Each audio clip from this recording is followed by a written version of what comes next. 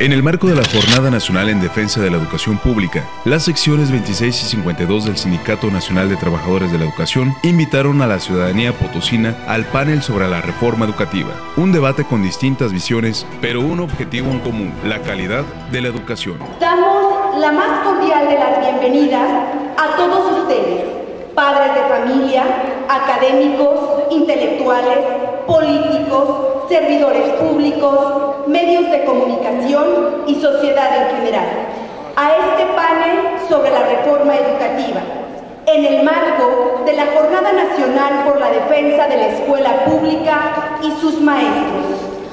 La reforma a los artículos 3 y 73 de la Constitución Política de los Estados Unidos Mexicanos, recientemente aprobada por la Cámara de Diputados, plantea un conjunto de cambios de orden administrativo, laboral y profesional, pero no considera en ningún momento los cambios de carácter educativo, mismos que impactarán al gremio de los trabajadores de la educación, al sistema educativo nacional y al proceso educativo.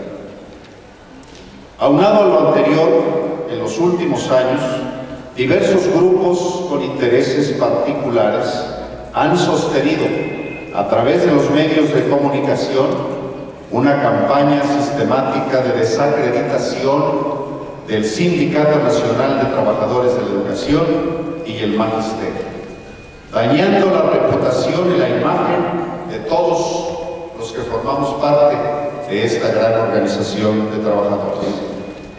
Sobre el deterioro y el rezago de la educación, se pretende responsabilizar únicamente al magisterio y a su dirigencia, sin considerar que la educación es tarea y responsabilidad de todos. La primera pregunta que se ha diseñado para este evento y que está planteada, rescatando todo lo que se ha planteado en las jornadas que ustedes han participado, es la siguiente: se ponen en riesgo los principios de laicismo, gratuidad y obligación ante la reforma de los artículos 3 y 73 de la Constitución.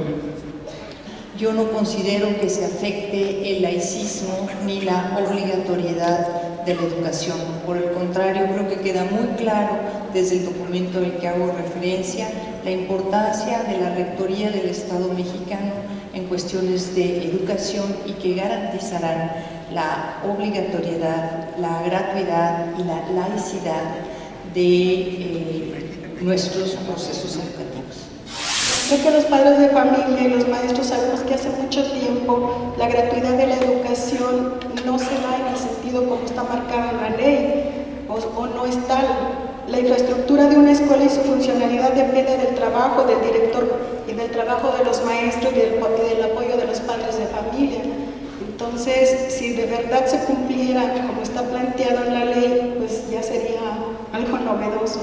En relación con la gratuidad, yo sí siento o creo y sustento que el artículo 73, las modificaciones que se hacen al artículo 73, abre la posibilidad de que las necesidades de las escuelas sean cubiertas por empresas. En este sentido, creo que sí se pone en riesgo la gratuidad de la educación. Del mismo grupo que propone esta reforma educativa, en la página de Mexicanos Primero, específicamente en cuanto a este eje, la autonomía de la gestión, alude a que se orientará a las escuelas a dónde y cómo invertir los recursos económicos públicos. Si hace énfasis en que se orientará a la inversión de los recursos económicos públicos. Creo que aunque esté planteado ahí, no hay certeza que sean nada más los públicos y que no se sigan solicitando cuotas a las escuelas, a los padres de familia, perdón, y que estos también se oriente a los directores en cómo invertirlos. En cuanto a la obligatoriedad, pues tampoco el Estado ha cubierto completamente este principio. Todavía hay rezagos en los niveles de educación secundaria y preparatoria. Y en cuanto a esto, pues si el Estado no garantiza la creación de espacios, tampoco los padres de familia o la población puede cumplir realmente con este principio. Dice la reforma que se fortalece la autonomía de la gestión de las escuelas públicas, con lo que, bajo el liderazgo de los directores y la participación de alumnos, de padres de familia, podrán organizarse para mejoras de infraestructura en cuanto a las escuelas, en cuanto a los planteles, comprar materiales educativos, resolver en sí problemas operativos básicos necesarios de la escuela y cualquier otro reto que se presente. En ese sentido, si bien es cierto, de manera directa no afecta a estos principios la reforma tal cual, pues indirectamente da indicios de que la puede llegar a afectar, porque no se puede delegar a los padres de familia dicha responsabilidad, porque creemos que afectaría los principios de gratitud, para comenzar. No es concebible una escuela federal administrada como escuela privada, aunque sea solamente en parte. No nos deja ver en sí la reforma a fondo hasta dónde las leyes secundarias reglamentarias que se van a aprobar, que se van a expedir, cómo van a hacer esto, cómo se va a llevar a cabo esto. Entonces deja la duda, deja esa inquietud que con justo sentimiento, que con justo reclamo el gremio de los profesores ha detectado y ha sentido. Es decir, no se pueden legalizar las cuotas escolares, quizás con esto se pretenda legalizar esas famosas cuotas escolares.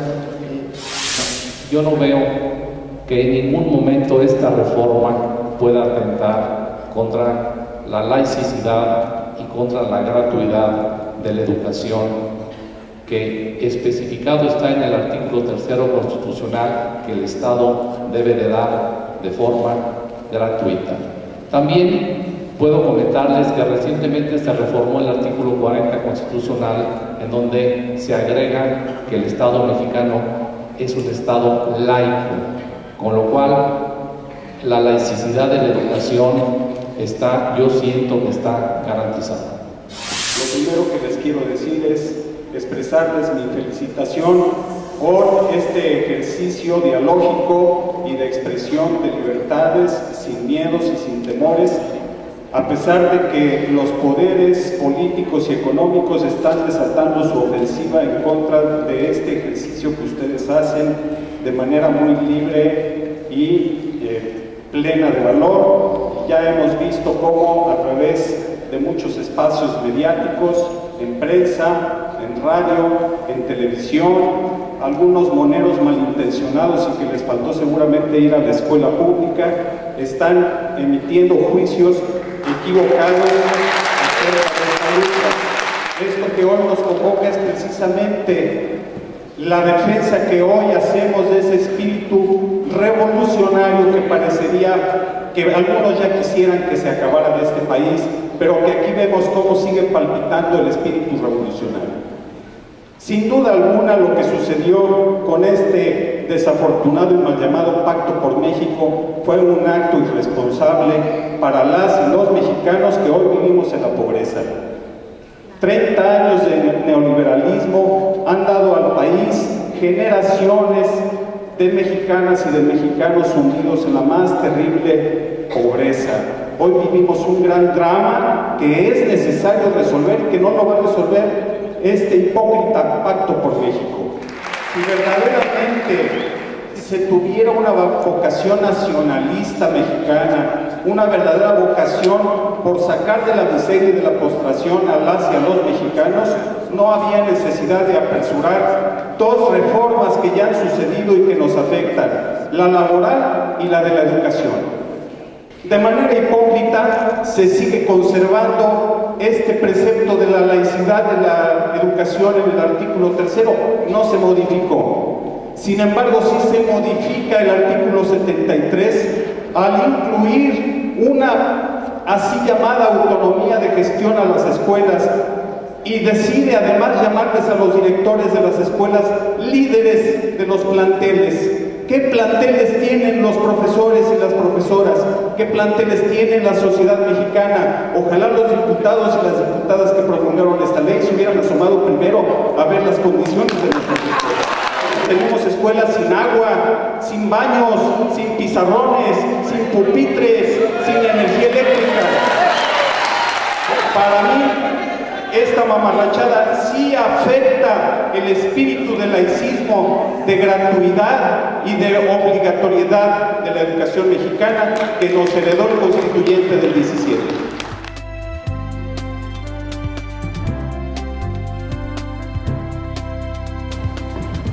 Yo considero que la práctica de la evaluación entre pares es algo muy valioso y muy importante.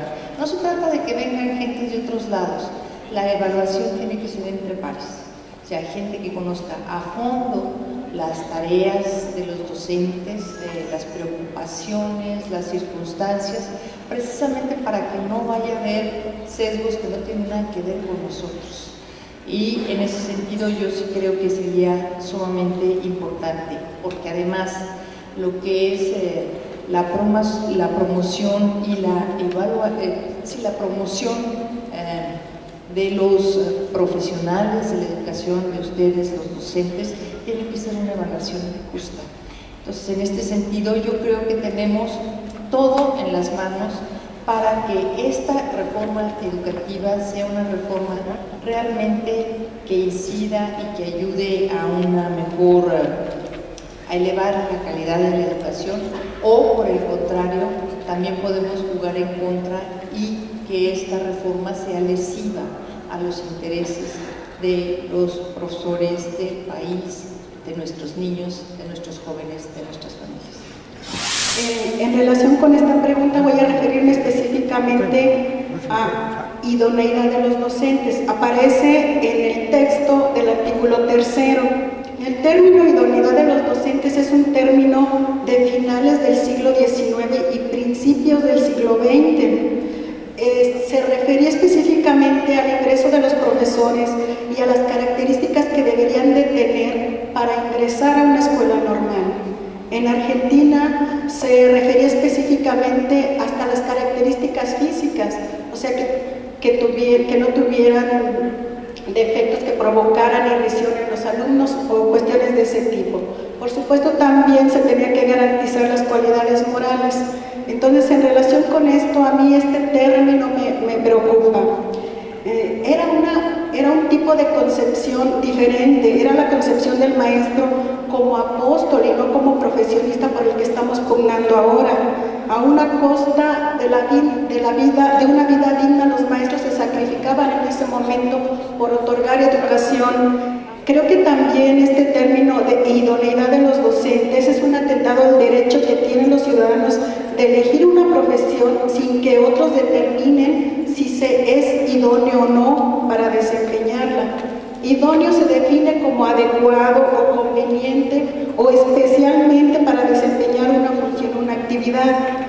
Y en relación también con los políticos, son idóneos para desempeñar el cargo que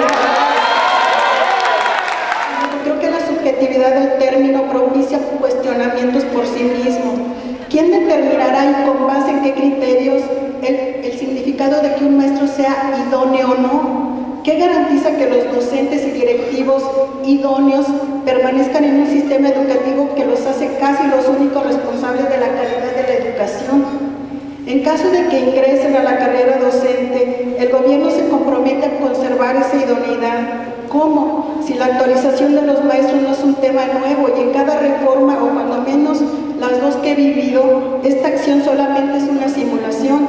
Desde hace mucho tiempo la actualización de los docentes es un aspecto que ha descuidado el Estado y sabemos que si un maestro quiere actualizarse o tener de verdad una formación sólida, tiene que recurrir a sus propios recursos.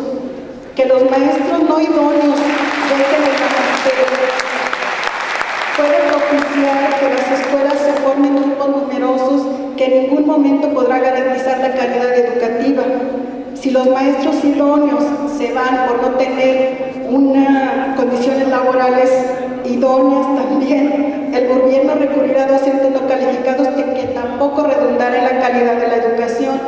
En este sentido, una reforma educativa que en lugar de incentivar a los buenos docentes busca deshacerse de los que no son buenos bajo criterios no especificados, parece tener una lógica contraria o contradecirse en los postulados en los principios que postulan. Por consecuencia, el fortalecimiento de la escuela pública no es un propósito de esta reforma.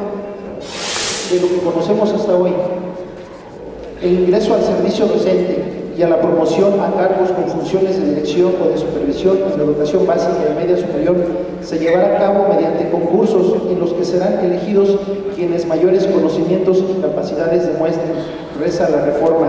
Sin embargo, aquí me preguntaría, ¿quién garantiza que prevalecerá la probidad y la experiencia por encima de filiaciones político-partidistas?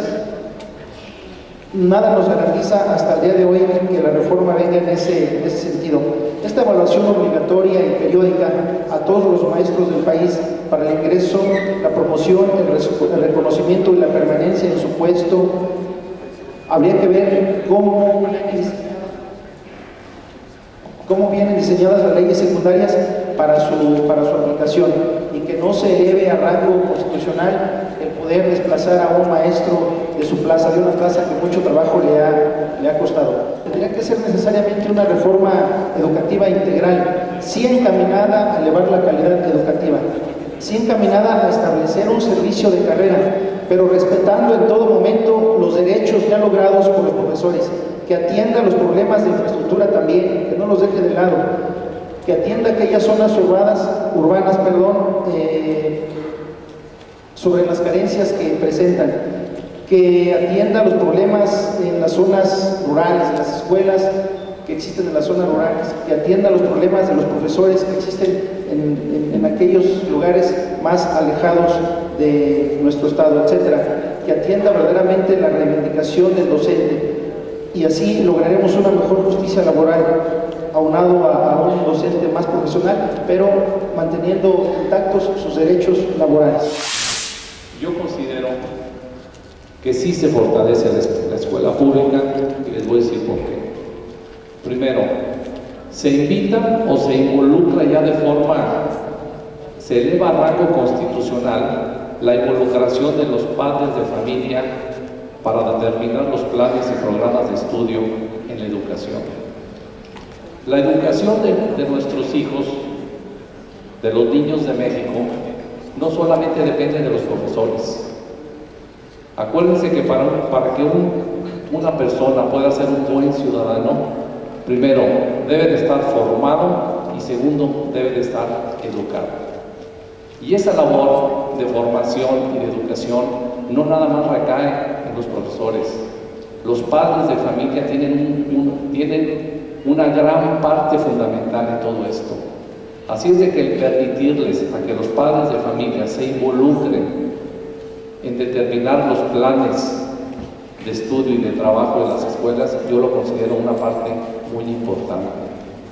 Acuérdense del dicho que dicen que la formación se da en la casa y la educación y el aprendizaje en las escuelas. Entonces sí es muy importante que los padres de familia se comprometan con sus hijos a ser parte de su educación y de su formación. Eso por un lado. Por otro lado, el fortalecer la gestión de las escuelas públicas también yo lo considero importante. De esta forma, cada escuela va a ser en un momento dado autónoma para poder gestionar ante diferentes órganos de gobierno problemas, para solucionar sus problemas, ya sea de infraestructura, de materiales, etc. A esto yo lo considero también algo que fortalecerá a la escuela pública. Referente a los maestros, miren, mis respetos para todos los maestros, porque yo veo que la mayoría de los maestros hacen una gran labor educativa con sus alumnos. Yo sé de que la escuela pública como está trabajando actualmente, carece de muchos recursos. Sin embargo, los maestros, los directivos de las escuelas y los padres de familia resuelven muchas de las carencias que las escuelas públicas tienen. Así es que mis respetos para todos los maestros. Sí, yo considero que los sueldos de los maestros se deben de reivindicar y se deben de aumentar, porque la labor que ustedes hacen con nuestros hijos y con todos los niños de México es una labor tan importante o más importante que la que hace un ingeniero en una planta cuidando una máquina o bien sacando muchos productos.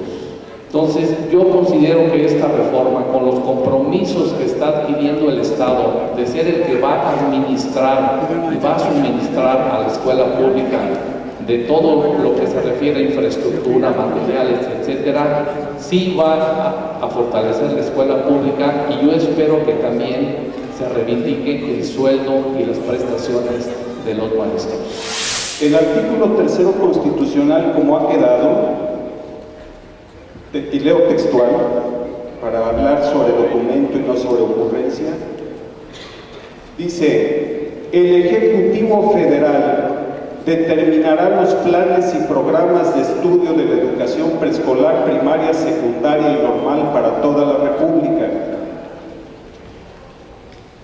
Esto lo que significa es que no son los padres de familia los que van a definir los planes de estudio.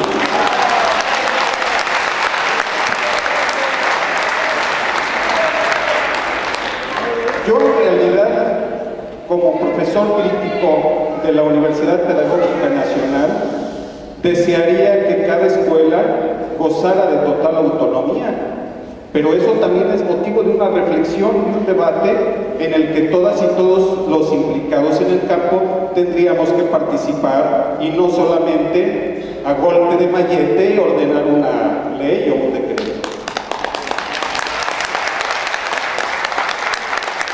¿Qué sí le dan a los padres de familia? Para eso se modifica el artículo 73 de la Constitución.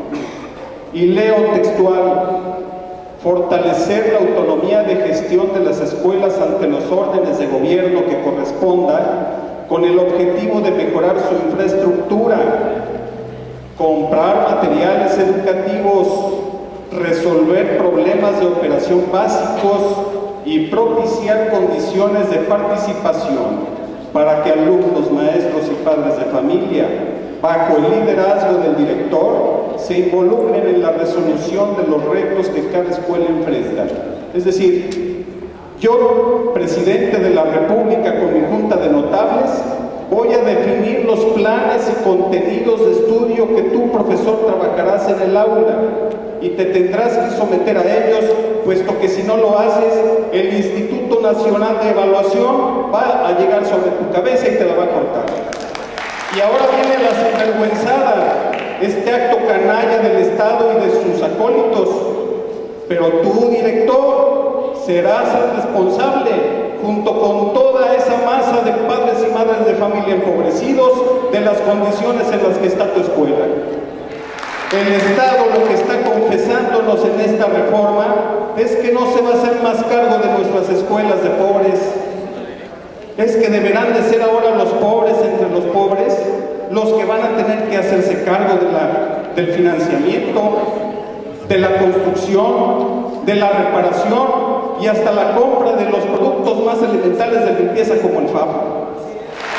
Esa es la única responsabilidad que el Estado le deja al padre y a la madre de familia, más no la de influir sobre los contenidos educativos, porque para eso el Estado vuelve a decir: yo soy el que te los impone. Lo peor de esta reforma es que el Estado se lava las manos con la parte más frágil del acto educativo. Sus profesores, que además el Estado ha formado por años, que no se olvide eso.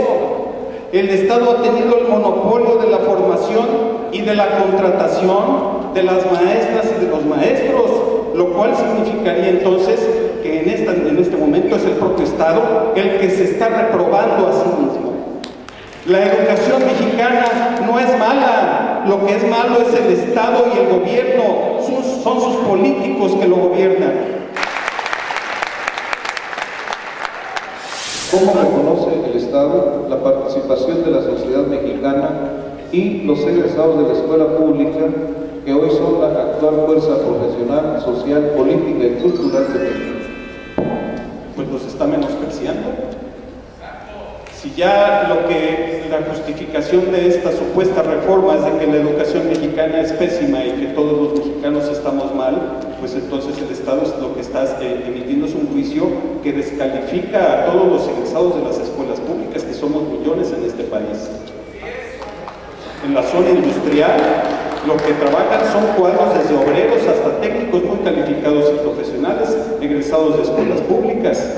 Los que trabajamos en las universidades o en los centros de enseñanzas, muchos somos egresados de escuelas públicas. Ahí se nos enseñaron las primeras letras. Podremos tener muchas críticas sobre el funcionamiento de la escuela pública, pero lo que queremos es participar en la reconstrucción de la escuela pública y no que nos venga impuesta por un acto de fuerza desde el exterior, como son los organismos financieros internacionales a los cuales hoy se ha plegado el país. En realidad, esta plutocracia que padecemos, esta élite que se ha educado en Chicago, en Harvard, en el extranjero, le reclamamos que reconozca la calidad de los egresados de la educación pública mexicana. Yo todavía recuerdo algunos avisos clasificados que decían, y egresados de la Universidad Autónoma de San Luis Potosí, absténganse por piedad. Este es un acto de discriminación, es un acto de enorme fuerza en contra de los egresados de las escuelas públicas. Ahora, ya para concluir, maestro Barrón, solo quiero decirles que el Estado mexicano ha metido en una grave neurosis al ejercicio de la docencia. Por una parte se le ha impuesto desde el poder que el método pedagógico es el del constructivismo y es el del desarrollo del conocimiento en el proceso. Incluso hay una premisa dentro del planteamiento constructivista en educación, el cual dice, o el cual elabora la pregunta como un dilema: ¿cómo enseñar lo que debe construir cada quien? Pero en cambio, al profesor entonces le imponen pruebas estandarizadas para medir ahora su desempeño. ¿En qué estamos? El Estado debe de definir su política educativa para no meter en esta neurosis al magisterio. ¿Usted conoce qué evaluación quiere hacer el gobierno federal y cómo quiere hacerlo? Gracias. Yo reconozco que los procesos de evaluación son importantes, pero se les escapó que yo dije evaluación entre pares, para que sea una evaluación justa y equitativa, con criterios perfectamente bien definidos y con reglas que se conozcan, que conozcamos todos. Una evaluación que vienen a ser de fuera, con criterios que no nos corresponden, con criterios que no se aplican a nuestra realidad, no funciona. Y obviamente va a dar una calificación que nada tiene que ver con la realidad. Por eso mi insistencia en evaluación entre pares. Si el Instituto Nacional de Evaluación Educativa será el encargado de diseñar las evaluaciones, bueno, pues los profesores y las profesoras de México tienen que ver la manera en que se tome en cuenta su punto de vista, sus observaciones, o proponer otros modelos de evaluación entre pares, es decir, entre profesores y profesoras como ustedes. Dice, una reforma educativa que busca resolver los problemas acumulados por décadas puede ser valorada en tan solo 10 días.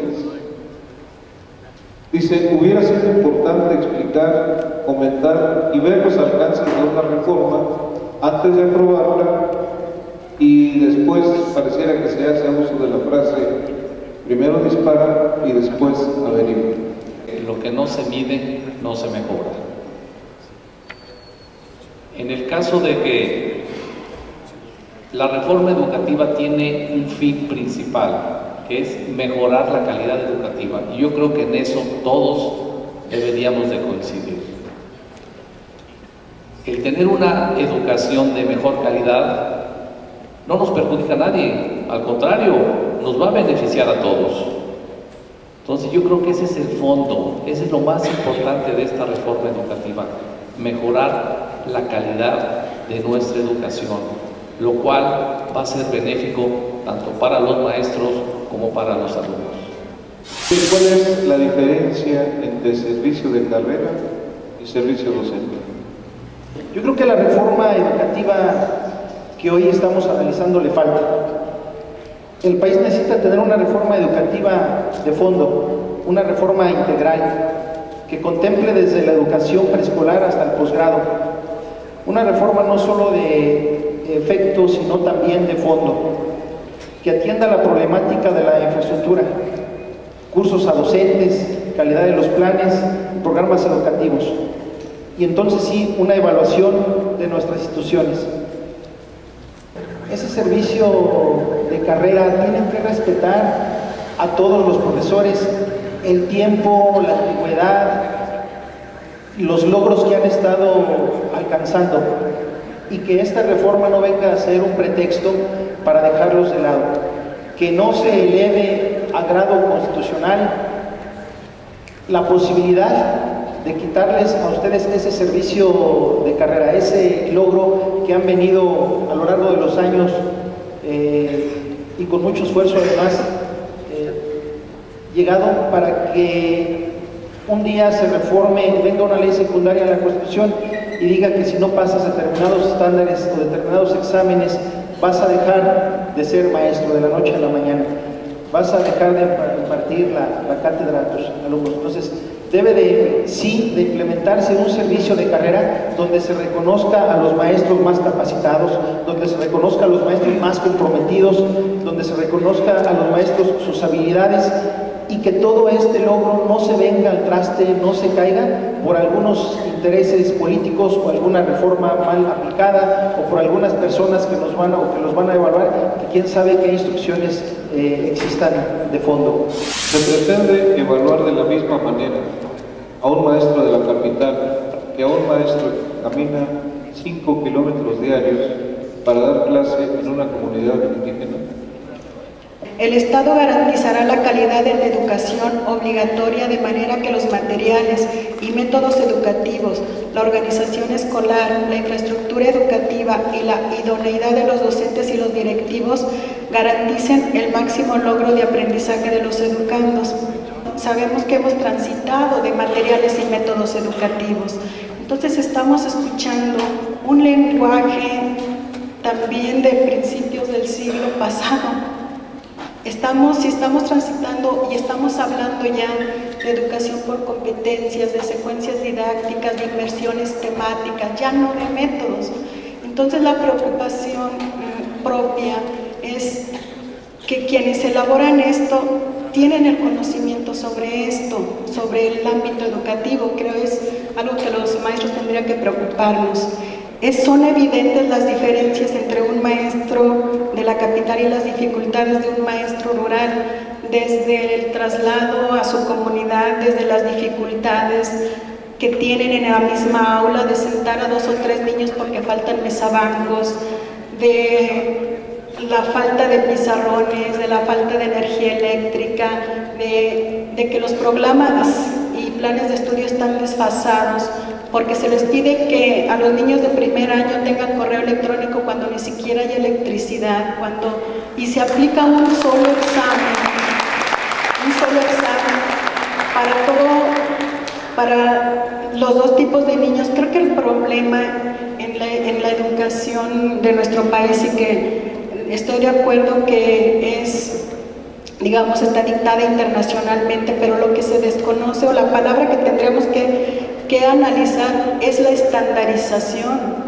Creo que el problema es la estandarización, o sea, manejar un solo tipo de examen para una diversidad enorme de niños.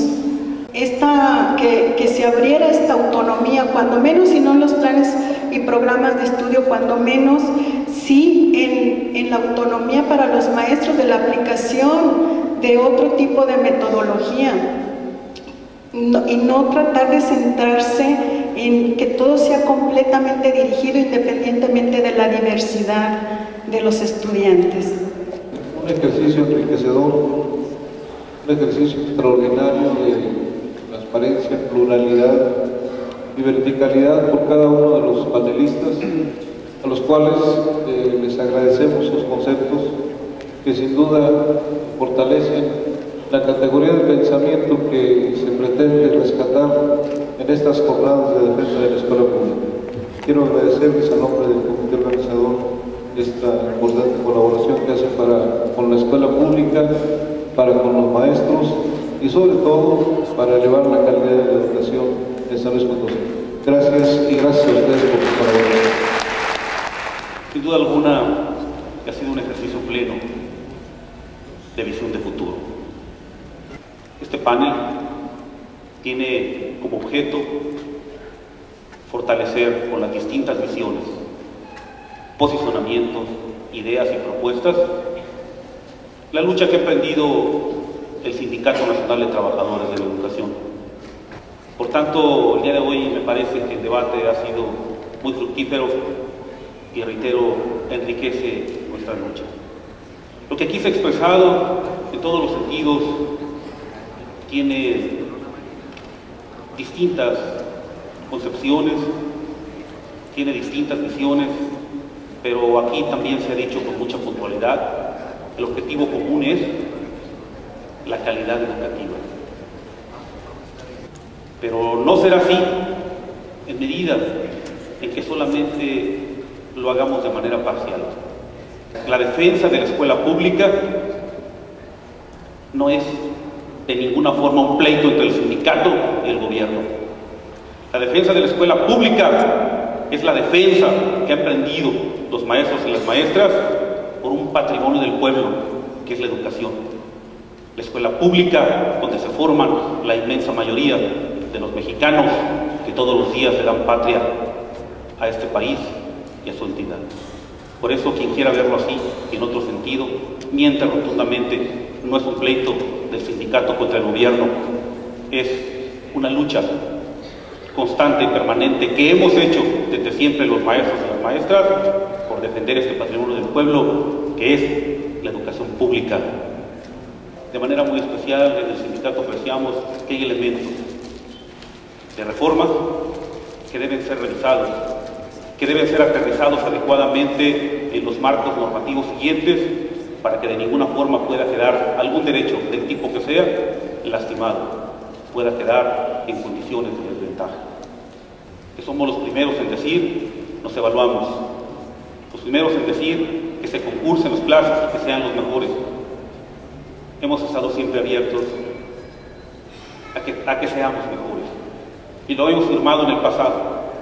Lo que hoy pretende recoger la reforma educativa, y digo pretende porque hay elementos que son absolutamente cuestionables, es ratificar lo que hemos venido firmando en el pasado, lo que hemos acordado, en lo que nos hemos comprometido y con lo que hemos convivido permanentemente. Por tanto, aquí está la muestra de que somos patriotas institucionales y profundamente convencidos de que solo así tendremos un México mejor. No es detrás de un escritorio donde se definen las mejores reformas, los mejores puntos de vista que atentan o que pretenden mejorar un sector tan sensible de la sociedad como es la educación pública. No dejaremos de lado seguir luchando como hasta ahora, sin detrimento del servicio público, del servicio educativo, para poder alcanzar con nuestra lucha, con esta jornada nacional, ser un soporte, una propuesta importante, inteligente, madura y visionaria para que pueda concebirse en los mejores términos que la educación de los mexicanos, de los potosinos, sea la que responda a los retos actuales. Y ratificamos de manera final nuestro profundo compromiso con que la educación que impartimos todos los días, las escuelas y las aulas, sea de calidad y sea la que ponga a México en los mejores planos en el concierto mundial. Hoy más que nunca, la parte frontal de este panel es la parte elemental de la educación. Educar es tarea de todos. Hay una sentencia que estaba en la sala de la casa de mis abuelos que decía: Horacio, no importa de qué padres venga un hombre, si es un hombre de mérito. Y sin duda los maestros, cada día en el aula, nos forjamos en ese mérito, porque lo que queremos construir siempre son ciudadanos, que aún en la manifestación de sus ideas siempre prevalezca en ellos el respeto, porque sin respeto no podremos construir nunca el acuerdo que nos permita a todos generar las acciones que construyan la parte más importante de un país, la conciencia y el pensamiento de los niños mexicanos. Sí es cierto que debemos elevar la calidad de la educación, debe ser en un ámbito decisivo para el presente y para el futuro de nuestro país. Nosotros no estamos en contra de las reformas, por el contrario, queremos participar en ellas, pero nosotros también somos México, nosotros por eso estamos aquí. No podemos construir denostando, ni podemos construir empujando, ni podemos construir deteriorando. Tenemos que construir con ideas, con actividades, que aún en el desacuerdo tengamos el punto idóneo de la construcción. La educación básica es el conjunto de conocimientos esenciales que todo ser humano y futuro ciudadano debe recibir. El fundamento lo forman la lectura, la escritura, las matemáticas, y en ellos seguir aprendiendo toda la vida, porque nunca dejará uno de aprender. En nuestro paso por la vida todo es aprendizaje. La constante de la naturaleza es el cambio, y entendemos el cambio. Bienvenidos los cambios, bienvenidas las reformas, pero también con la opinión y la participación de los maestros. Como decía Facundo Cabral, no toques la puerta, no estás afuera, estamos adentro, estamos en este México, queremos vivir en este México y queremos participar de este México. No pueden dejar la opinión fuera de los maestros de las reformas. Queremos participar en las reformas, pero para ello siempre el Sindicato Nacional de Trabajadores de la Educación va a reivindicar su carácter como organización nacional, unitaria, autónoma, para la defensa y la representación legal, legítima y democrática de los derechos humanos, sociales, laborales y profesionales del magisterio y de los trabajadores de apoyo y asistencia a la educación, los cuales están consagrados en la Constitución y en las leyes que establecen todo el artículo 3º. El CENTE ratifica su absoluta determinación de mantener la defensa de la educación y la escuela pública, vigilar el cumplimiento pleno de los principios que consagran el artículo 3º constitucional, en donde demandamos una escuela pública para el desarrollo armónico e integral del individuo, laica, gratuita, obligatoria, científica, democrática y popular. Reivindicamos asimismo la obligación del Estado de ofrecerla, pero de ofrecerla desde el nivel inicial hasta el nivel superior. Siempre como organización sindical hemos impulsado con las mejoras continuas a la educación, como están acreditados en todos los documentos que hemos presentado como propuesta.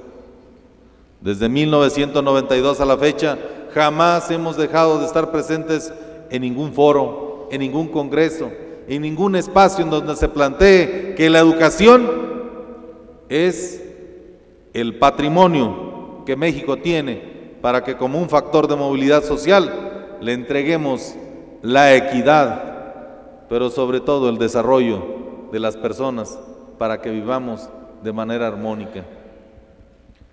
Es cierto, la construcción de las leyes se debe a un espacio legislativo. Pero curiosamente, el 75% de los legisladores provienen de la escuela pública. Por eso hoy no venimos a señalarlos como culpables. Hoy venimos a decirles que a través de trabajos como este queremos que volteen un poco a sus representados y les pregunten cómo hacemos las cosas, de qué manera son mejores, en qué se comprometen a trabajar. Porque en el desarrollo político y de la democracia de este país, ahí hemos estado presentes. Ningún partido político deja de tener un maestro entre sus filas porque sabe de lo que puede aportar en él. Pero el día de hoy nosotros queremos ir más allá, queremos construir con propuesta, queremos construir con compromiso, pero también lo hacemos con cariño, porque sabemos que si no le tenemos cariño a nuestra patria, ningún maestro tendría cara para enseñar en su escuela las letras de nuestro himno nacional. En todo recinto en donde estamos los maestros, la parte de cantar las notas de nuestro himno nacional siempre denotan el fervor y la patria que llevamos dentro, que vibra en nuestra sangre. Y por eso hoy decimos con sentimiento, aquí está la construcción de la organización sindical. Aquí está el lema que hemos abrazado por casi 70 años, por la educación al servicio del pueblo. Y por ello hoy me congratulo de que todos los presentes hayan en este 1 de febrero de 2013 escuchado la opinión de tan respetables personas y que aún en el disenso estamos dispuestos a construir. Estamos en el compromiso de elevar la calidad de la educación, atendiendo y entendiendo que bajo la dirección de la profesora Elbester Gordillo Morales y el profesor Juan Díaz de la Torre, estamos aquí con un solo punto: nuestra participación para la construcción de una reforma educativa, pero que abarque todo el espectro de nuestro país. Bienvenidos, fortalecidos y sobre todo alegres nos vamos el día de hoy. Muchas gracias a todos.